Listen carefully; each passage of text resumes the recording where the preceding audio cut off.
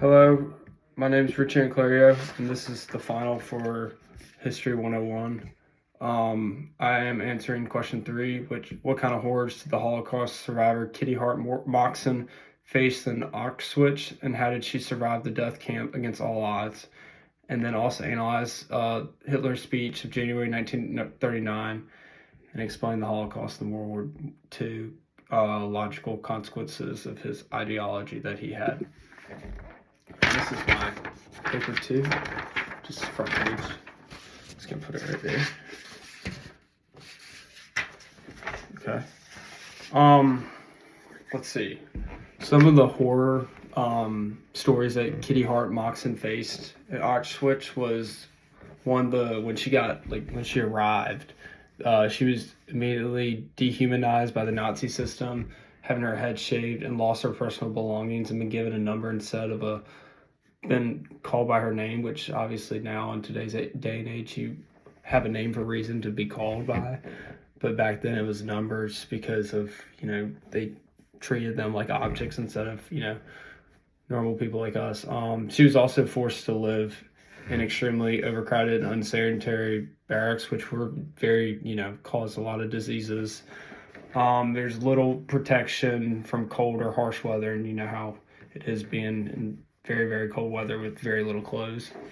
Constant hunger. She was also forced to perform exhausting physical labor for long hours in the cold weather, which, it's very, very difficult to do, especially back then where you didn't really have many objects or, clothes to keep you warm, like objects like heat warmers like we have now, air conditioning, etc.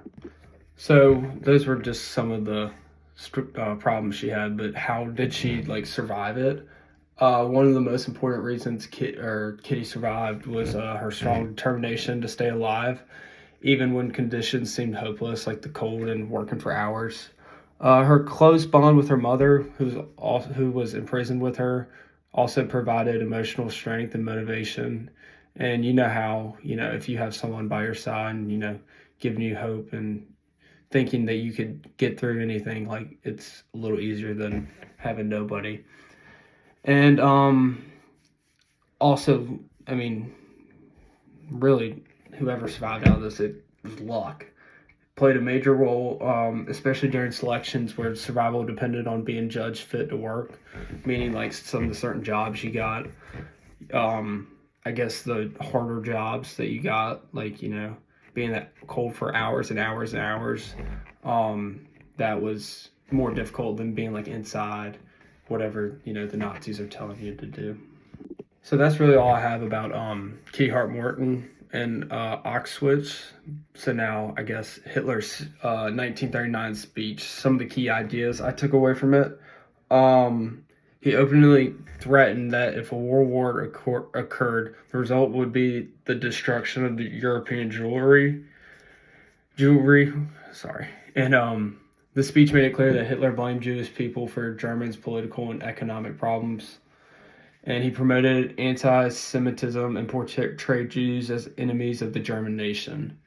And by publicly announcing all these ideas, he prepared the German population for future violence and persecution, which lasted for years and years after the speech in 1939. So why was World War II a logical result of Hitler's ideology? Hitler believed that Germans were racially superior and deserved more land and power, which made territorial expansion inevitable because you know how big and strong they were. It's pretty hard to take over. His desire for Liberalism, it's another word for living space, pushed Germany towards aggressive military action in Europe, which conquered, bigger countries early to give them a little head start versus the other countries in the war. He rejected democratic values and diplomacy, which believing that violence and the war were necessary tools for strength of the nation, which can be agreed and disagreed with. I could see Hitler's side of having these necessary tools for a strength, but I also think it could be a disadvantage because of all the people coming in together, and obviously Hitler was a leader, so whatever he said went. But you could have people not agree with him, and them do something a certain way.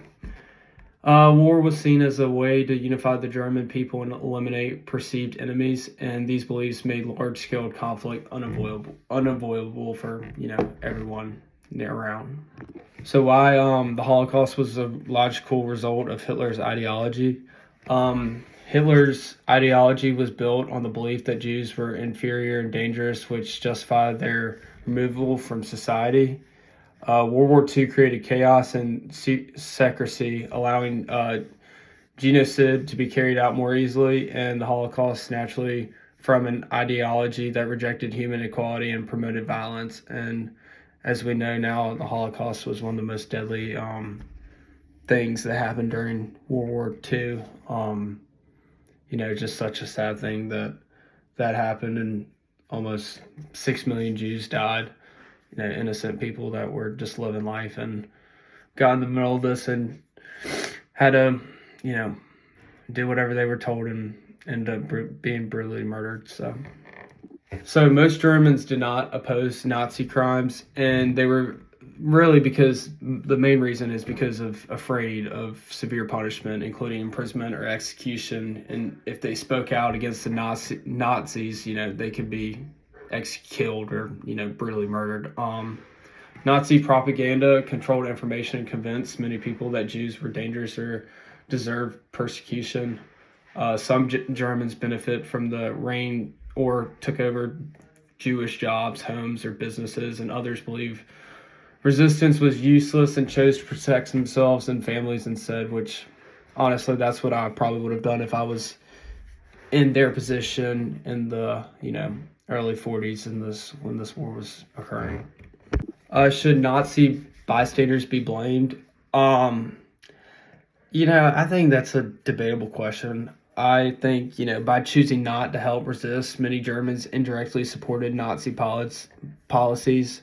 So you really can't blame them because they were kind of forced to, do whatever they were told. So I think you can look at it both ways, but in my eyes, I see you really can't, just because you were going to be killed if you didn't listen or do whatever, you were told. The last question I have is, on the thing, how would I have opposed the Nazis? I would have refused to join Nazi organizations or participate in spreading propaganda. And I think spreading propaganda is one of the things I would have done, mainly, probably, out of everything that I could have done, because that just, gives you less of a, I guess, thing to go out and be like, oh, go Nazis and everything like that. And I would also quietly share truthful information instead of repeating Nazi lies. Even though it would be really hard and I'd have my life at risk, I still think that's what I would have done, back in the day. So here again is my sheet. And thank you, Professor Wiki, for everything you've done for me this semester. And sorry I missed your, class a lot because of golf. But, I look forward to having you in the future. So thank you, and this is my final.